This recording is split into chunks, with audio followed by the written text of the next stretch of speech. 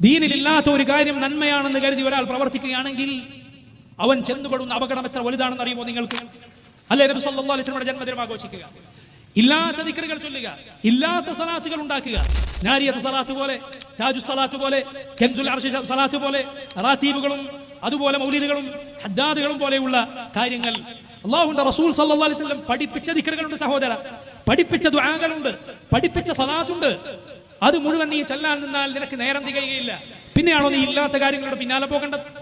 അങ്ങനെ ഇല്ലാത്ത വിശ്വാസങ്ങളുടെ, ഇസ്ലാമിൽ ഇല്ലാത്ത ആദർശങ്ങളുടെയും പ്രവർത്തനങ്ങളുടെയും പിന്നാലെ പോയാൽ അവന് സംഭവിക്കുന്ന അപകടം എത്ര വലുതാണ് നിങ്ങൾ അറിയുമോ? അവൻ അറിഞ്ഞോ അറിയാതെയോ വാദിക്കുന്നത് ഒന്നുകിൽ ഈ ദീൻ പരിപൂർണമല്ല എന്നാണ്, അല്ലെങ്കിൽ ഈ ദീൻ മുഴുവനായി എത്തിച്ചു തരാതെ അല്ലാഹുവിന്റെ റസൂൽ സല്ലല്ലാഹു അലൈഹി വസല്ലം നമ്മോട് വഞ്ചന കാണിച്ചു എന്നാണ്. സുബ്ഹാനല്ലാഹ് വൽ ഇയാദു ബില്ലാഹ്. ഇതാണ് ബിദ്അത്ത് ചെയ്യുന്ന ഒരുവൻ, അവൻ അറിഞ്ഞോ അറിയാതെയോ